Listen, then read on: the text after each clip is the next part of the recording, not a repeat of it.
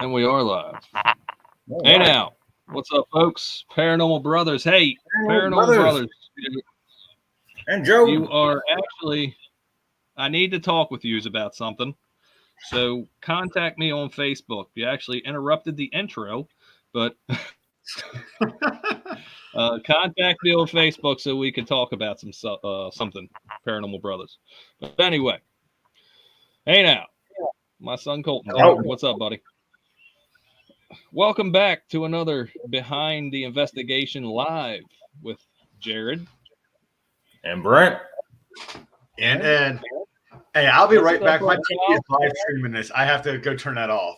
Okay. Bud Hey, Files. what's up, Bud Files? Wait, Three Souls. Three What's up, Souls. Steve? Hey, I'm sorry I did not see your premiere, but I will catch up with it tomorrow. Mumsy, go get them. Let's let some people get in here before we let's say hi to everybody. Yeah, but Hey, I had everybody. Pasadena Paranormal on my TV again. Yeah. Everybody post your links whenever you want to in the chat. Everybody subscribe to everybody. Everybody support everybody, please. Now, Steve, I will get you tomorrow. It was 7:30. I had to go pick my son up from work, and it was just all kinds of things going on. Life. Ceiling's up. That's a good thing. Oh, it sucks. If it was down, it would suck. But this is Behind the Investigation. Happy Friday, Faja. Enjoy. Indeed. We're going to be talking about episode 3, part 2, that came out Wednesday. My son. So everybody subscribe to Joe, please. We worked very hard on this one to get it out to you, and it seems like it's being received well, guys. What would you say? From the comments, like it, yeah. Earlier. I think it was a very good episode, and we got some things. I liked it. We got a lot to talk about. Yeah, I think we did some really good stuff. Shit, Jane, what's up? How are you? How are you? How is everybody this evening? It was a rough week for me at work this week, so I've been tying some good ones. How about y'all? Oh, I'm tying them on too. I had a great week, but I'm still tying them on. So My week's been fine, and I ain't tying nothing on. I got you covered, Ed. Yeah. Drinking for both of us, baby. That's teamwork right there. That's it. Yeah. So I want to do a little bit of promoting. Everybody, please, time out. Everybody, please say hi to Mock from Black Collar Project. He's not a bad guy. Say hi to him. He's not a bad guy. He won't bite. He likes Twinkies. He loves Twinkies and cream What's puffs. the Twinkie thing? I missed the original Twinkie thing. I just see Twinkie popping up, and sometimes I'm afraid to add. Ed, this is not the place to talk about you seeing Twinkies popping up. Yeah. They're popping up in chat. Twinkies is a little inside joke. I'll tell you guys offline. All right. But it's a little inside joke. So we're gonna hit on episode 3, part 2. Pull up some interesting captures that we got on that. We'll also talk about some other things we got going on.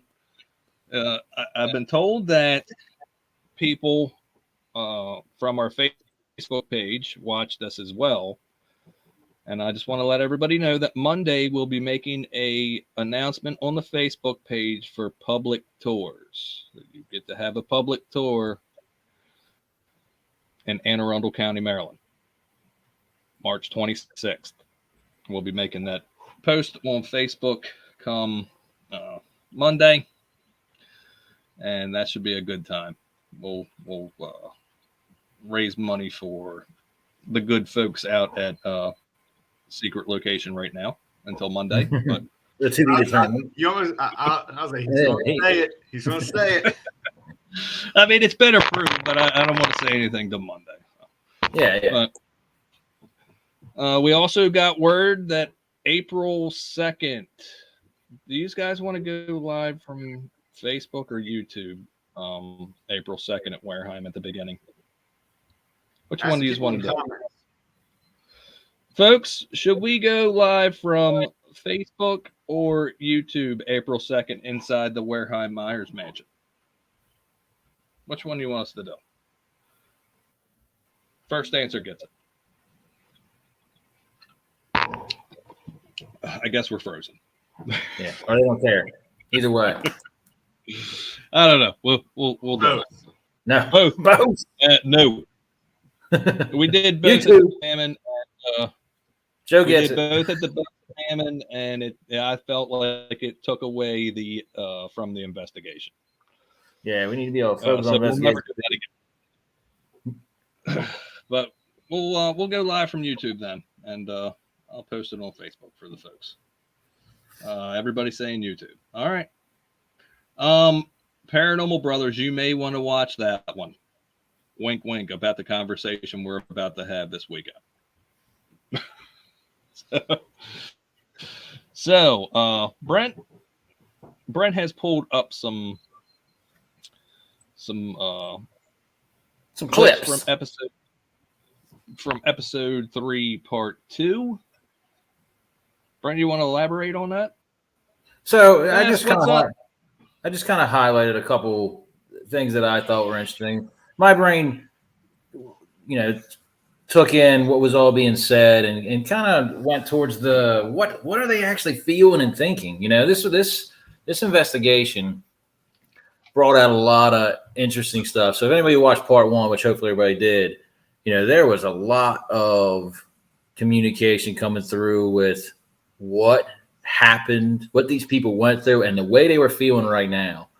And to the point where they started talking, it seemed like to each other, right? So the first clip I have highlights, I think that, and I'm actually curious what everybody else thinks about it. So we got some stuff about how they're communicating, what they're saying, and then it's going to get on to things at the end that they ask for and that they're longing for that I find extremely interesting and spark up some conversation. I want to talk to Ed and get some insight on his thoughts and feelings, what he was going through at there again. That sounded kind of negative, but not that you were going through any negative, but I know you're like the lightning rod for us. So, I want to definitely dig into that. And in the middle of that, we can talk about kind of other stuff that was set up. But I really have just 3 clips set up right now. What I want to hit on first was somebody, her name's Tiffany, but she made a comment on the video that really made me and Brent smile. Yeah, that touched me. I don't think Ed has seen it yet, but it was a really nice comment. And Brent, if you would like to elaborate on that. Yeah, I mean, like it actually, Joe had made a similar comment, and dang it, who else? Someone else made a similar comment. But I think it really touched on the appreciation that we brought in Jesus and the gospel into the investigation and our faith, our beliefs, and how it affects those on the other side right now. And it's our beliefs, and others share it, and it was really cool to see that it touched them too. So it was good to see that other people like seeing that kind of stuff, because we don't go after the scare factor or the fear, the scary stuff. We go after historical haunts, and we try to bring Jesus along with our investigations. I mean, I'm not perfect. I have my vices. It's not about my faith is strong. Yeah, my faith exactly. is strong. But You know, and for that comment to come along after that investigation where we really Brent preached out there, and for that to come along, it put a smile on my face. And if Tiffany, if you're watching this, or if this gets to you, thanks for the comment. It was nice. And let it be known, don't give Brent a window to preach, because he will talk about Jesus for a long time. So if you don't like to hear it, don't open the window. All right. But again, we all did a great job on this one. Brent did a hell of a job putting it together. Me and Ed did a really good job investigating. So did Jackie. Jackie actually, she this was her first. Howard County was her first, but this was her second. Yeah, but she opened up in this one. She opened up. She was listening. She was definitely responsive. And I will say, and we always give a shout out to Jackie. Every investigation, she gets more and more involved, learning more. She's experiencing more. She puts up with Jared more. I don't know. I mean, she's always putting up with Jared, and she's getting better at it. I move a lot on investigations, folks. I'm sorry. God, you do. Oh, you do. What's up, Bad Medicine? How are you? So, yeah, let's pull up the first clip. All right. Yep. Again, folks, if you haven't seen this episode, it's on there. It'll be on there forever. 200 people seen it so far, which is pretty good. How many? It's already more than earlier. Dang. Yeah. All right. Let me know when you're ready. I'm adding to the stream. All right. All right, I'm going to play it from where it is. Whoa.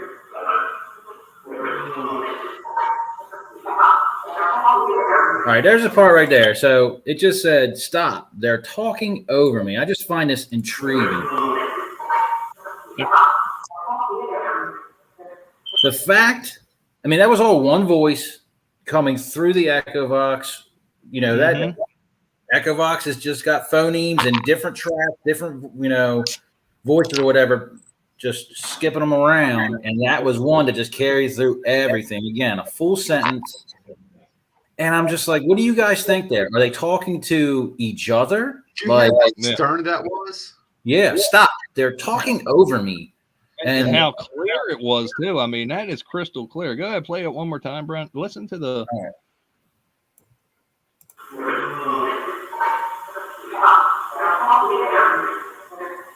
And that's why I titled it like that. It's like, stop. They're talking over me. So are they talking to us, to you guys, or like telling you guys to stop talking over them? Or are they talking to each other like children, like Bobby's talking over me? Or like, somebody's like they're all communicating. Because if you go back to episode 1, I mean, they're just throwing stuff. And it actually seems in a couple parts where they're like trying to get a hierarchy established. Like you stop, you talk kind of thing.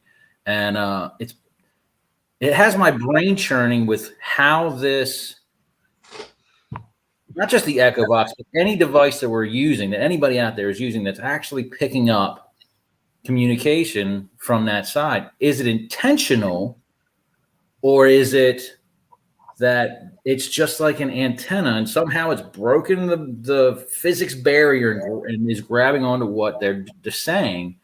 And I ask that because if they're talking to each other, if Jared and I are talking to each other, we don't necessarily broadcast that except for on like this, but in a setting, we're not broadcasting it for the room to hear.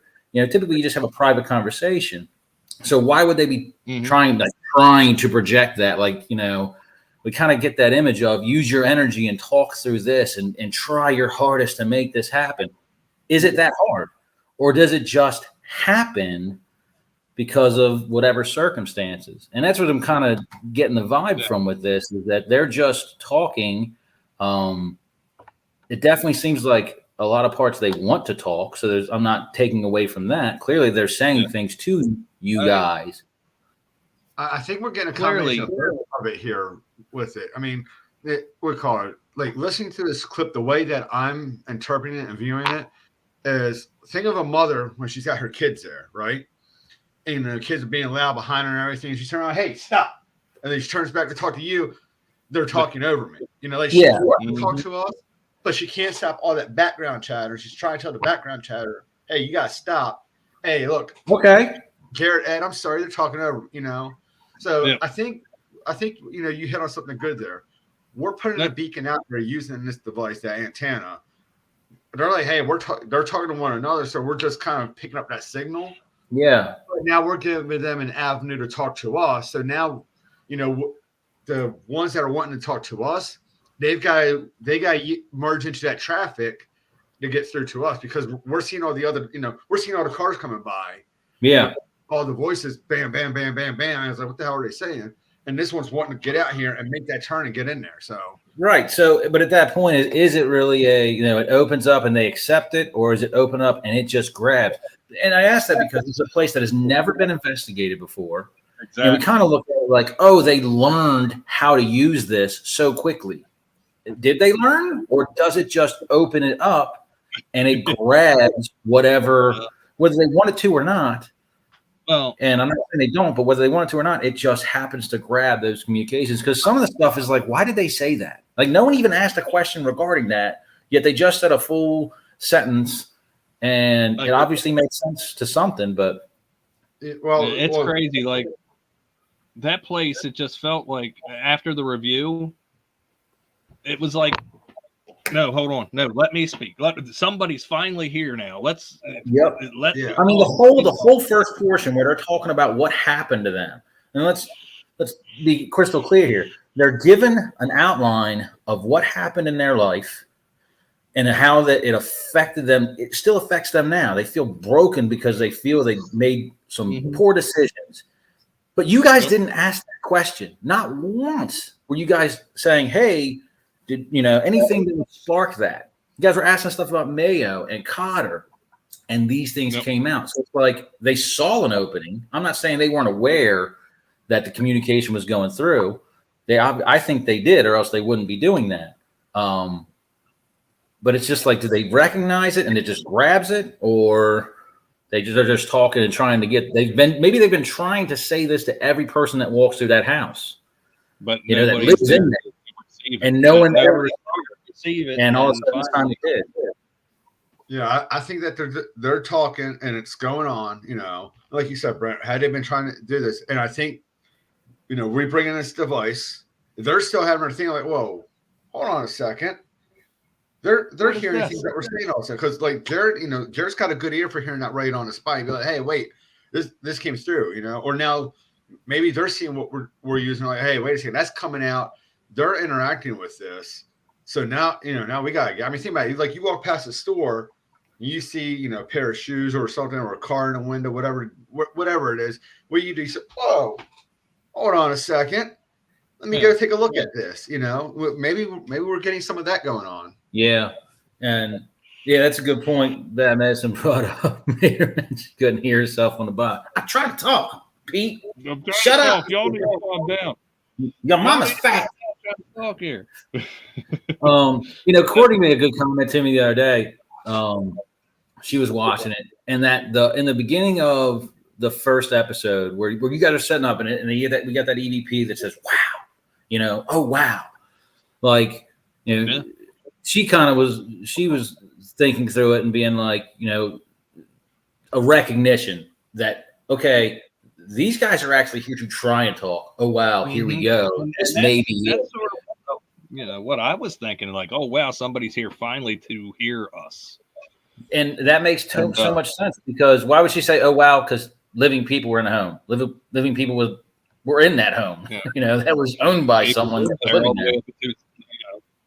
2017, the people moved out. So now it's time. So they could have definitely recognized that, and that could have been the initial. So when you guys walked in there, let's clarify. When you guys walked in there initially, did you present yourselves to them off camera? Obviously, it wasn't recorded.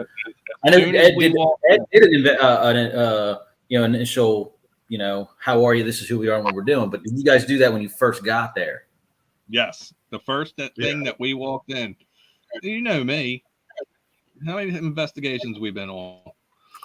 I walk in, the first thing I do is, "Hey, folks, we're here to talk." Yep. Hey, folks. Like I said, the first thing I did, like when I was outside and I looked in that kitchen window, I know I saw something. And I walked in and hooked that right away, went into that kitchen where you did your was it your remote? Yeah, the remote. And I'm in there. And I mean, so I also gave up of the, hey, you know what? Like this guy's seeing something here. What's going on here? So yeah. So Ed, elaborate on what you saw when you pulled up. When you guys pulled up. Yeah. So Jared and I got there with Jackie, and we met what's her name with the house? Diana. So we're outside talking to her, and the house sits up on a little bit of a hill, and we're down at the bottom. Hey, Deb. What's up, Deb? I'm down there, and I look up, and I can see a window on the side of the house, and I swear I saw a figure, like a shadow figure, move past that window. And I was like, all right. And Jared told me, when we get there, don't say nothing. So I was like, okay, I ain't gonna say nothing, And finally, Jared looks at me and goes, "What are you feeling?" Like somebody's in that room right there. And she's like, "Oh, that's the kitchen." I'm like, "I want to go in that room. Like, I want to go there." We walked up the steps, and I mean, I was nice and waited behind everybody. And as soon as that door opened, I just turned and went right into the kitchen, And I mean, I swear, I walked into that kitchen, and I'm getting the picture of a woman who's walking in through the back door, whether she was from colonial times or whatever time period she was from. I couldn't determine it. Even she could have been from the 70s for all I know, But a woman was coming through that back door. She was, carrying like a tray of food in with her. She came in that back door. She did a loop around that kitchen, and she went back out that door again. And then, bam! That just kept replaying. Her eternal life is playing that loop right there. Now, do you think that's residual, or it's just a residual imprint, or is it's just her eternity? No, I think it's like a residual imprint. So I mean, and that's the thing is that her eternity being a residual? I mean, the whole residual, just I don't know. That's like foreign to me. I just don't understand residual. I can definitely get on the total line of there are spirits, there is an existence after you leave this flesh. I get that. I believe it 100%. Residual to me just doesn't. I don't know. It doesn't make sense to me. I don't understand. It's so hard to break it all down the way it is. I mean, I really hope somebody does not have their eternal life playing a loop of carrying a tray of food into the same kitchen constantly. Yeah, I agree that too. And if you did, that sounds like punishment, not like a choice. Because to me, and what we're doing here, most evidence I find is there's consciousness. It's a conscious existence that is able to respond. So I don't feel like that. She was unhappy with that. Do what? I don't feel like she was unhappy with that. Like that. I mean, like I said, I don't know what time frame it is. I mean, she could have been having a cookout for her family, and that was like a great cookout for her. Like that was the last time she had all of her family together or something. So that's the time that she reverted back to once whoever she was that passed on. Hey, I'm bringing the ribs in off the grill, guys. Something like that. Yeah. Damn, ribs off the grill. Like ribs. I love ribs. I love ribs. Kidding? I don't want to break momentum here, but boys, I had a nacho cheese pizza today from Cuisini's. I mean, that's a heart attack waiting to happen right there. Cheers. Goodness, nacho cheese pizza. It is amazing. Are we talking like the liquidy cheese? Instead of the sauce, it's a liquidy cheese. All right, back to the point. All right, I actually use that as a segue in to kind of a tie-in question, but it's going to be directed at Ed. So putting you on the spot if you don't mind. And it's really like, all right, I'm going to lay out just from what I see from my side. I see that you guys were asking questions. You were really trying to nail on things about Cotter and Mayo, names from history that are tied to that location. These were things we were asked to do. And let's face it, we all wanted to. And I can definitely see that from what we got, what we were communication we were able to get, you guys did actually get responses that seemed to tie into those questions. And Ed, you one thing you got was you had a feeling about specifically where he died, which I think came out very well. I mean, there was flashlight interaction there. We had EVP confirmation. There was confirmation through the Echo Box talking about those unfaithful federals taking my life. But what else? Did you feel anything else while you were there? Did you glean anything? And keeping in mind that none of us, we're all curious about that, what you're able to what you go through. Yeah. But and also the fact that there was a lot of stuff that was being said that wasn't, again, directed towards what you guys were asking. So what else did you, whatever the word, glean, feel, think? I mean, when we were upstairs, it didn't make it into the documentary, but I mean, you guys saw it. Jarrett was there. There was one point, towards the end of the night where I just felt everything was being very direct towards me. And I was like, hey, you know what? I need to ask this question. And I asked a couple of questions, and that light, I mean, bright, on and off every time, every chance I got. I remember you said something like, "Are you trying to thank me?" Like you were feeling like there was "Are you trying to thank me?" I do remember you saying that.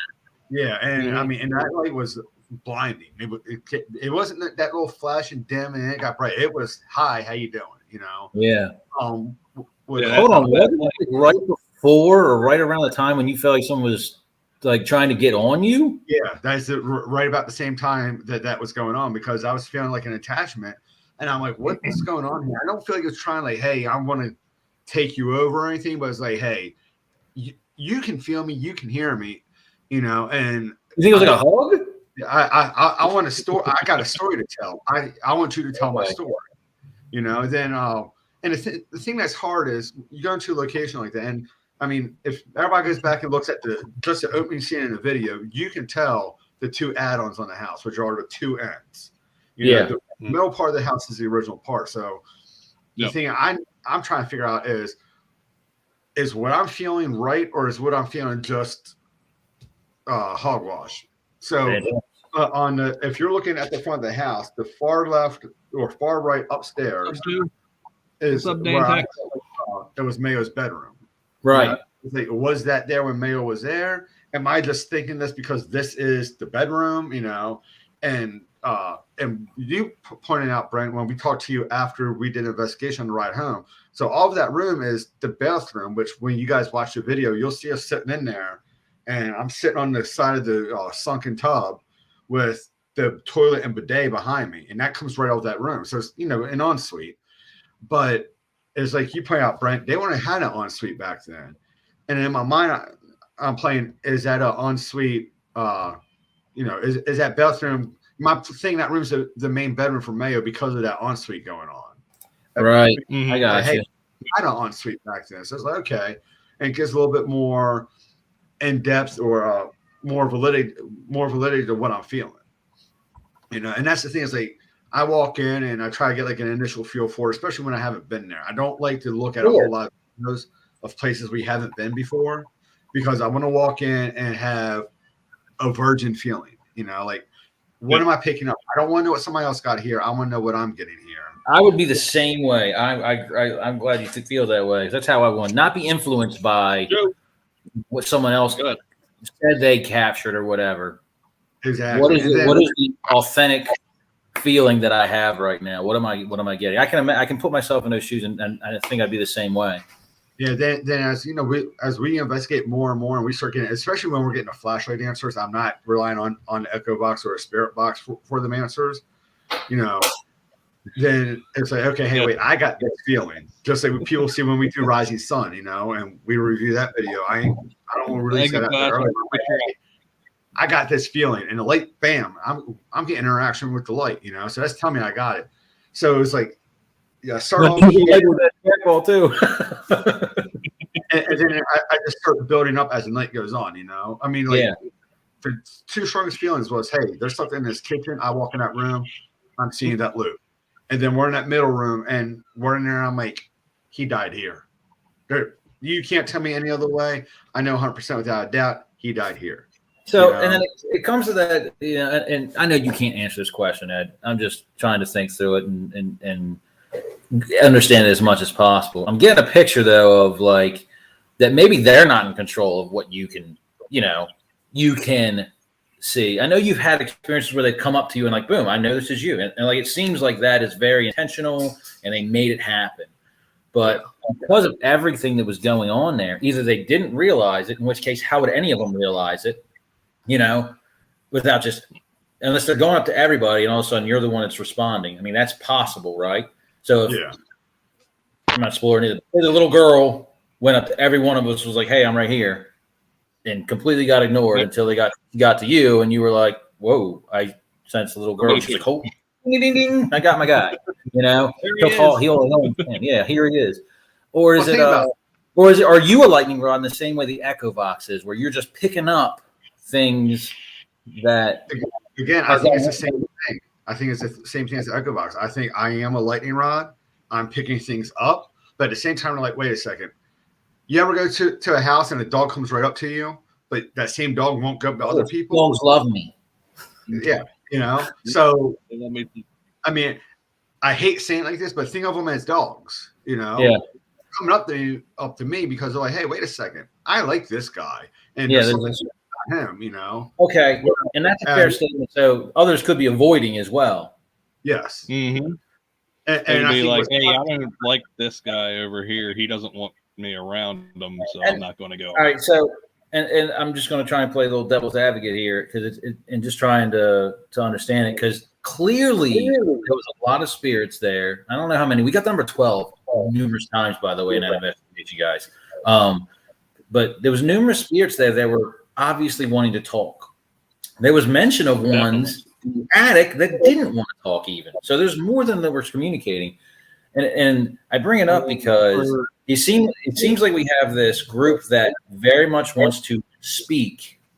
And I'm curious why they didn't flood you, or maybe they couldn't flood you. That's kind of what I'm like curious about with your gift. And I know you can't answer, but I'm glad. Let me say this: I'm glad you didn't get 12 spirits trying to talk to you, because I think that would drive me insane. One of the things I've learned throughout all of this, like as I've developed and met other people and went out with the other group and everything, is you have guides. Especially when you have something like this, and the guides protect you. So I think what happens is my guides are a funnel, and like, hey, no, you're not getting in. Okay, you can get in American Idol. Before you get to go VIP status. Yeah, before you get to go see them judges, you have to go through multiple levels of being auditioned, Now I've got a picture of a dude like holding his hand out to all these spirits, and this little girl like sneaking by, like, bitch, I'm in. hold on, let me think. Are you on the list? Are you on the list? No. Yeah, so I mean, I feel like I don't go into many places where I'm like, okay, I don't want to be here, And while I'm there, it's okay, I'm here, I'm getting this, and my guys are just like, hey, you know what? Yeah, you come on through, oh, hold on a second, we're overwhelming them, and they're going to back off. And at times too, like I'll start trying to process, and then there are times where I'm trying to read too much at once, and that's when I start trying to shut down, because I'm getting too many things and they're starting to conflict with one another. Yeah, I can definitely see that. Let me tell you what do you call? I haven't said this till now, right? I went to go put a motion light in that attic. I'm going to put it like on the 4th step going up into the attic, because the hairs on the back of my neck stood up, and I'm like, I don't want to go up here right now. Dude, there was a comment in part 2 where it said somebody, I can't remember, maybe it said a name, in the attic doesn't want to talk, or something along that lines. I think you guys were in that bathroom when it said that, but yeah, because I put one of my motion lights, and you've seen the motion lights go off. They'll go off real easy and everything. And I started up, and I literally stood at the bottom of the steps, and I could reach up to the top floor of the attic from the steps, right? And I put it up on the last step where we wouldn't set it off, but if something moved around in that attic, it would. And that thing did not go off all night long. Well, I can tell you, Jackie also did not want to go in that attic. She did not want to go in that attic. She was like, we're not going up there. I wanted to go in the attic, but I wasn't going up there by myself. Like that. That was I one of was the things. like, Like, hey, this tell you what. is an investigation up here. Hey, that's a good one. I'm gonna use that as a quick side note, and I'm gonna use RCASD's comment here. Shield defense, it works. All right. If there is something, we're going to get back up in there and we're going to go in that attic. And let's keep that in mind, because if there's something that is staunchly against and we are staunchly for getting in there and talking, we need to remember that and remember our lessons of, I agree. We all have our shields. Jared and I, we hold our faith. That's our shield. But I don't care what your shield is and how well it works. If you put that shield down and give an opening, and you legit say, come on, you just put a shield down. So everybody be aware of that you are able to put your shield down. Mind what you say and where your heart's at, because I can attest to it. We all can.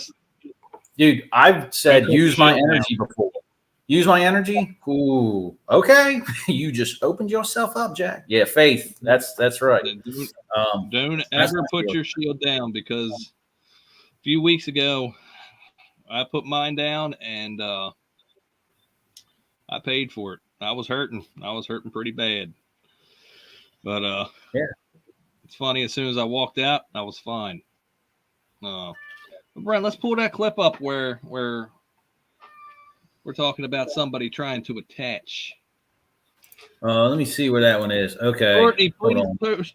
All right, so everybody, please post or subscribe to Paranormal Side Joe. We're trying to get him to 1,000. Also, Courtney, post your link in here. Please subscribe to Trinity Paranormal Investigations of Long Island. They're our peeps. And I would go get them. Go get them paranormal. What's up? Courtney said we got to get back in there and investigate. That's the plan. Right now we have a little hang up, but we're going to get back in there. We're working on it. Yeah. Some things need to be rearranged. Let's just say that. Priorities need to be. I got this one pulled up, Dirt, when you're ready. I think I got it the spot with where Ed's feeling. I'm still here. Let me know when you're ready, Dirt. Everybody subscribe to Files as well. They support us. We can support them. Go get them. Paranormal Brothers. But we're trying to get Joe to 1,000. Subscribe to Joe. Courtney, Paranormal Brothers was in here. The one we were talking about the other day of a possible something that I'm not going to say right now. And Joe is Paranormal Side, by the way. Paranormal Side, yeah. All right. So you ready? This is where Ed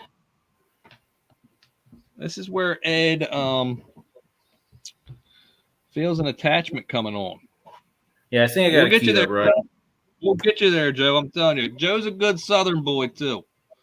You know, everybody up on this panel is also a good old Southern boy. Joe, he's in North Carolina. He's one of us. My neighbor. All right, Brent, go ahead. All right, let's see where this is at.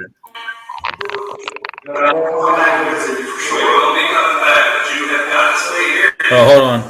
I missed it a little bit, I think. Let's try right here. Can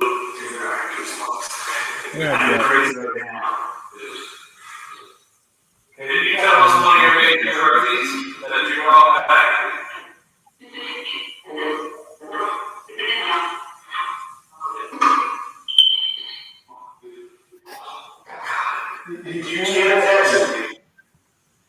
I will say it's interesting. That was I think that was the only I don't even know if you say F this as a negative comment, but with foul language, whatever you want to call it, the only swear that I think we captured all night from this location. I mean, you got to think these folks are people too. I mean, it's going to happen. I agree. I'm only saying this because I know Ed said he doesn't feel like they were. Ed, you said that they didn't feel like they were trying to grab onto you or anything. But I'm just going to propose something. Because I'm 100%. Your feelings are legit here. You definitely felt something, and it drove you to say you can't attach to me. That was your first comment. Not that you can't hug me or touch me. It's you can't attach to me. Yeah, you can definitely see it in his face right here too. I mean, look at his mug right here. I'm feeling like they've been trying to communicate a message all night. All right. And I'm not coming against this investigation, this group, but the focus of the group was not on. We weren't picking up what they were saying until after review. All right, let's just be clear. 90% of what was said was not understood until after we got to a review stage. So if they were trying to tell a story and actually say things, and you guys weren't hearing it, it kind of makes it feel like one of these spirits was like, "F this, I'm gonna go in here and I'm gonna get my message across." And that's a good point. It's just, why would he say that? You know? Maybe he's frustrated that he's trying to talk and he's not getting it. You know, he's not coming through, and he's like, exactly. Know what? I'm out of here. Screw this. But if it's I'm out of here, that's fine. But it's interesting that it happens right when Ed's like, wait a second. You know what I'm saying? That just could be a coincidence, but I just find it very interesting how that time played out. So interesting. I mean, you can tell Ed's going through it right here. Yep. We'll be coming back, but you have to stay here. We're telling you that right now. And we will make sure that when we leave.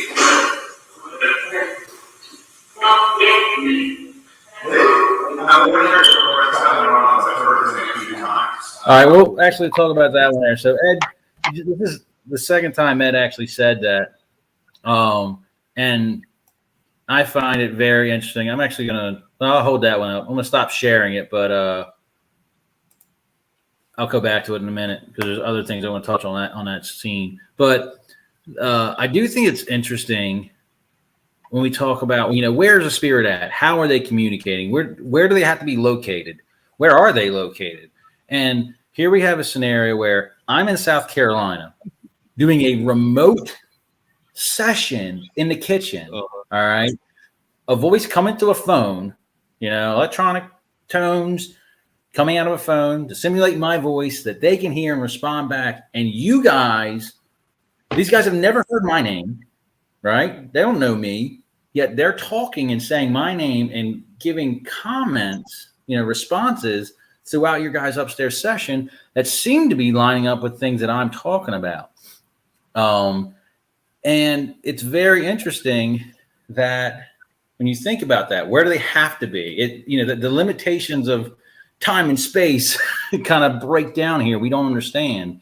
And, where do they need to be? Do they have to be in that house? Do they have to be in this room? So when you're wanting to investigate a spot, can you just stay in one space and get the whole conversation going, or do you need to go upstairs or downstairs? Yet we have a situation where a guy's up in the attic and doesn't want to leave. Exactly. Like with this location, damn cat. Sorry, guys. She hasn't been getting any attention. She's just a puppy. Bass, I tried. I was actually going to try to get on Ed's shoulders and replace the battery in that fire alarm, but it was unsafe. And I just got my 30-hour OSHA course, and I was like, you know what? OSHA would not approve that. OSHA does not approve. I love it. Yeah, Brent, what you're saying is, we call it. So, like, a location where we can't use the second floor, for instance, I want to be able to access that because we don't know if it's a per floor or per room, or whatever. Can we stay on one spot? I mean, I say probably about 75% of the time you can move through the house, it will move with you. The other 25% of the time, it's going to be locked into one spot. Benson Hammond. We get Basil's name down in the parlor more than any other place in the house. We got Tommy in Tommy's room. True. But we don't get Tommy in other rooms. So yeah, there's a good instance of it can move through that because we'll get Basil in other rooms. Yeah, we've got him on the second floor very much. Yeah, very well. Yeah. There's times when we don't get him in the other rooms and he's only down in the parlor. And same thing. But with Tommy, I've never got Tommy interaction in other rooms other than Tommy's room. And exactly. another point, you know what? I can't say that we've gotten EVPs in the parlor with Tommy before, but it's either the parlor or that bedroom. And also to take consideration, where do they want you to be? There was a point in the second investigation where you guys were in one of the bedrooms, and it comes to the echo box like, we humbly request you all go downstairs, all team, or something like that. Like, so When is now again, it makes it easier to do this when it's real time, but when was yeah, that? you don't hear that? Yeah, you didn't hear that? In episode 1? No, it was in part 2. You guys are upstairs in the bedroom, that first bedroom, and it's like, go downstairs. I think it says something like, go downstairs and preach as team or something like that. But it says, we humbly request, go downstairs. So again, there's requests for why would they need to go downstairs? Why would they need you to go downstairs if they can talk to you guys upstairs? Unless they were trying to get the device that they are communicating through downstairs for responses. Because I had nothing, Although we did catch bothered on you got two really good EVPs there. 2 EVPs through a remote session. That blows my mind. That's what we wanted to see if it could happen, and it sure enough did.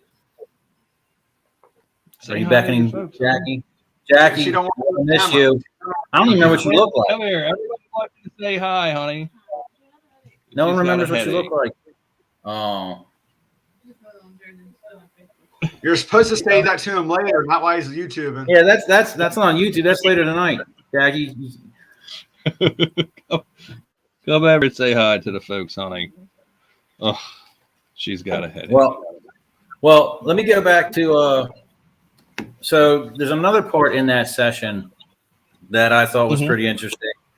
And it gets more to that personal side of things, like, what are they thinking? What do they want? Obviously, they're telling a story, but you asked a question, Jared, of, do you want anything back in here?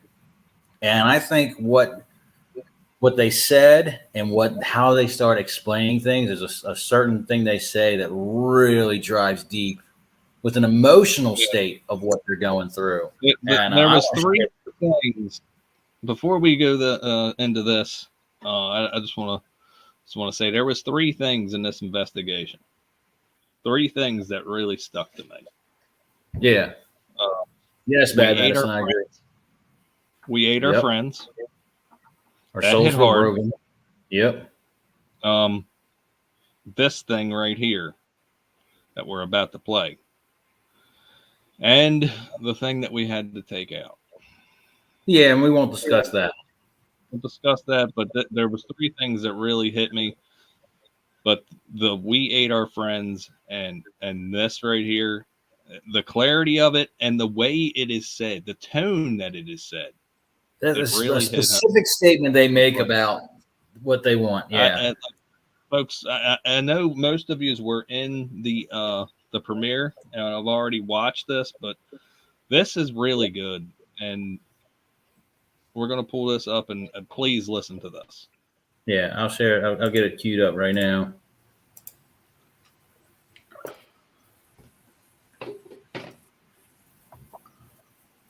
We'll play it over and over a couple times. Yeah, I got to find it. Hold on, let me think. I'm going to play it from right here and see where I'm at, because I don't know exactly where it is. I'm just let it play from here. We're going to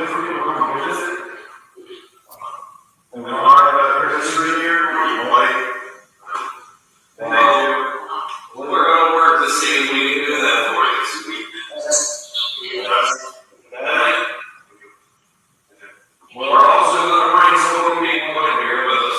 Again, we're going to bring more people in to learn about you. Again, you're going to need to be careful. You have to stay here. You being here will help us preserve this place. Okay? I don't think I passed it yet.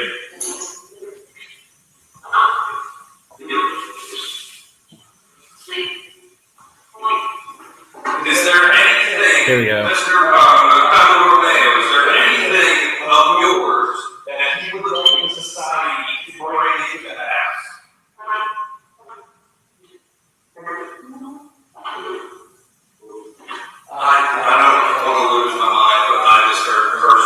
Dude, clear as day, personal item. I just heard watches.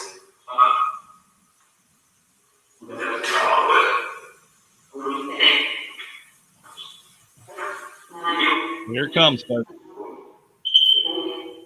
Do you want your personal items in the house again?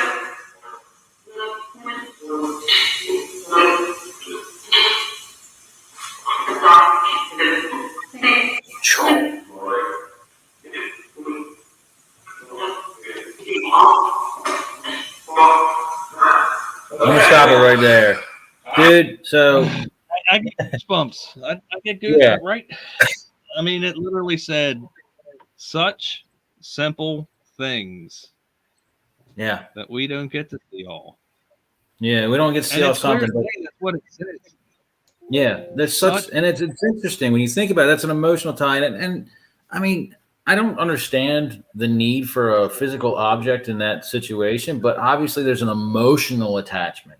And when you hear about an attachment to something, you know, it was kind of foreign to me. Like I really don't get it, but I can understand an attachment to, you know, a watch. So a watch, for instance, watches were passed down. They were, you know, passed down from family members, you know, who you loved, and they mean something.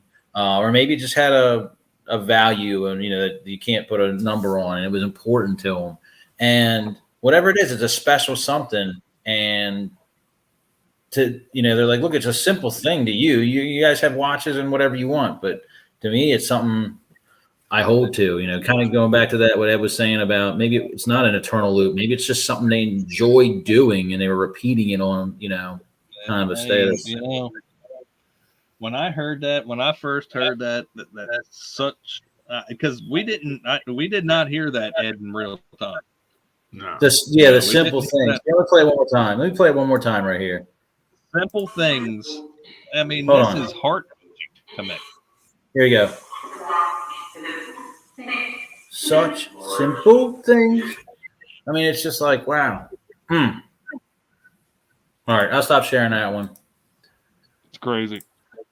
It is. It's wild to me that, I mean, it just shows this isn't just a spooky, scary type of thing. These are people, you know. These are people. Emotions, thoughts, were real feelings. folks. These were real folks that have real emotions, that had real lives, and you know, they Hold on, real quick. damn- Yeah, like the paranormal, like Joe just said there. You know, he don't understand the attachment, like Robert the doll. Those are the ones that get me too. Like, why are you attached to a doll? I don't quite get that. Now I will say, like Dark has got something. Dark's got something going on with that vessel.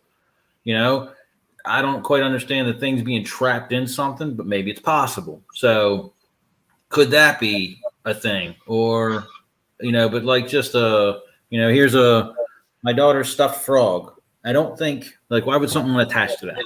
Except for Callie, you know, still has my favorite toy. You got it. You know, like I said, it's, you know, these things. They were people. They have emotions. So, I mean, we're you talking have favorite things. You know what I'm saying? Yeah. You So, got a like, favorite thing. What's your favorite thing? Yeah. Right. You know? But if they can pick anything, can they pick anything, or is this like and forgive me here, is this like a Harry Potter horror crooks, like whatever's around you get sucked into type Well, thing? I mean, it's like you said, the watch is an important, you know, those were family heirlooms. Right. So that's apparently they're not attached to a watch. They're not attached like spiritually to it. They just want to have it near them. Yeah. Right. This isn't a I'm locked to this item. This is I want it so I can be in its presence type of thing. Yeah, I mean, like we call it. Was it a few years ago they had that show? We call it Good session. Haunted Museum or whatever. People were buying stuff, and then they start having activity. And the guy would come in and investigate and be like, "Oh yeah, this trunk's got, you know, activity. He'd take it away to his museum or whatever." Yeah. John Zapper was doing it. Maybe. Yeah, you know who he's talking about. Yeah.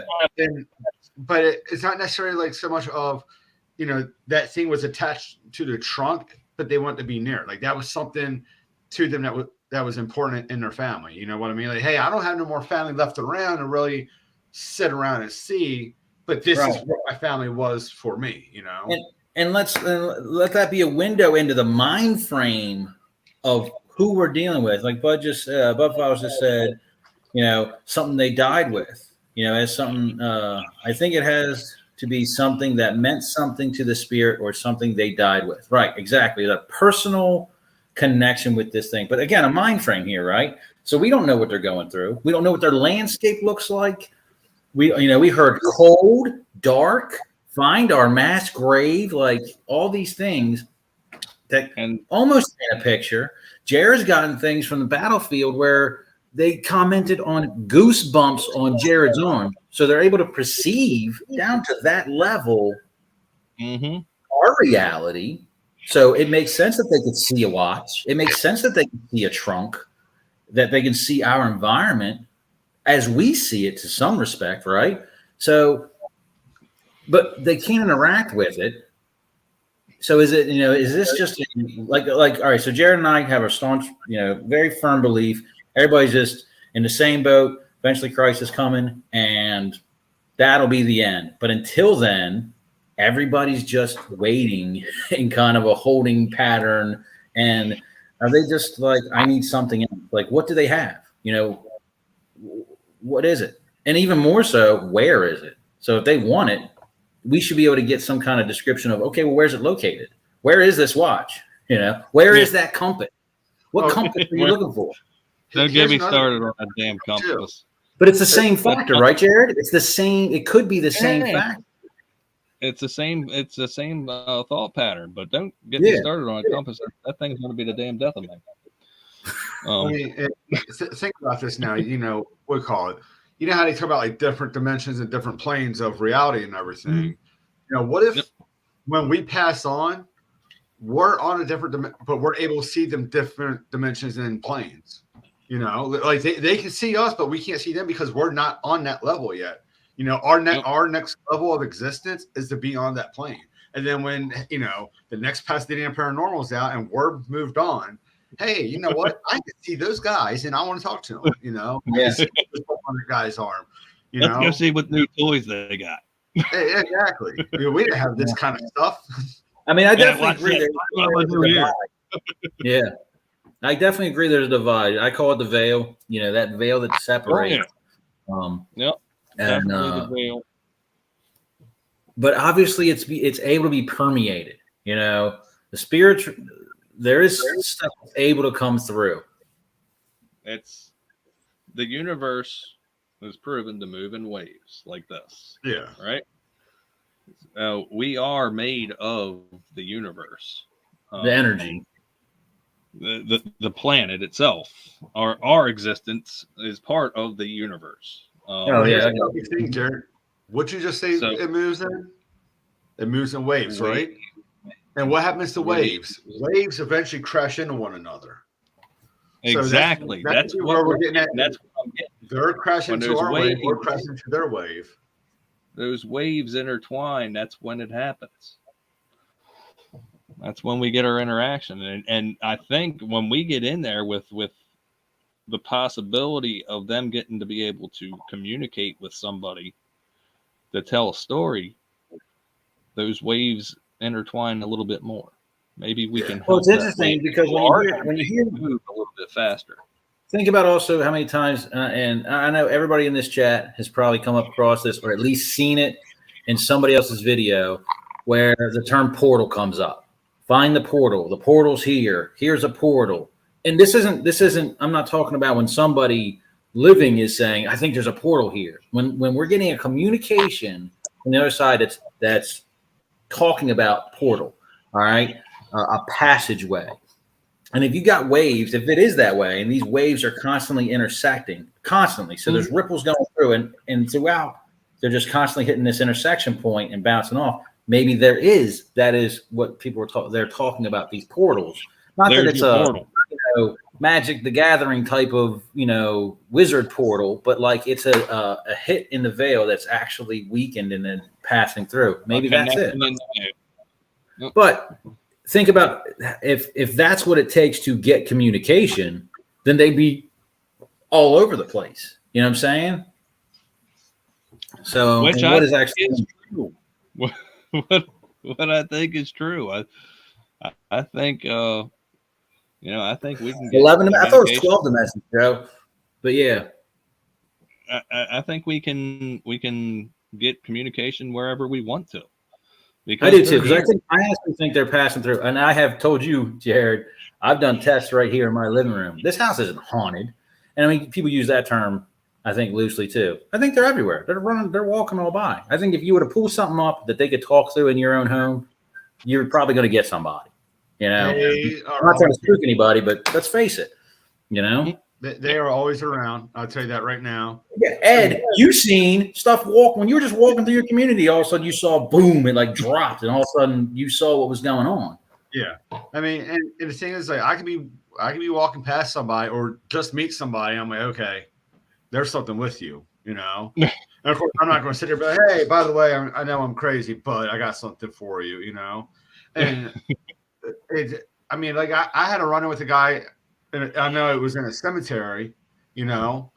I didn't know this guy from nowhere. Now, this guy and I actually had a friend in common from back in the day, but I'd be like, hey, look, your wife that you're here visiting right now, she's here with you. And she wants me to tell you that, you know, so they're constantly with us at all times, you know. You just because you don't see them or you don't feel them. Yeah, they're there. think about that next time you get lonely in your room, guys. All right, well, I think we're going to end this one for tonight. You boys down for a little 15, 20-minute meeting afterwards?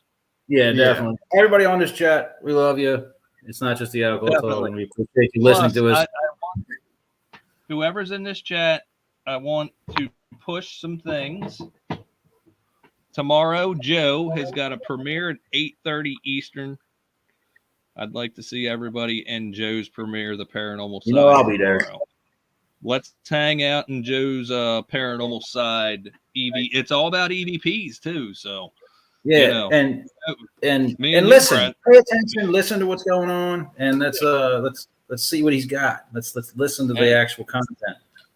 And Ro will be live tomorrow. I'll probably be sleeping, but she'll be live at 12 a.m.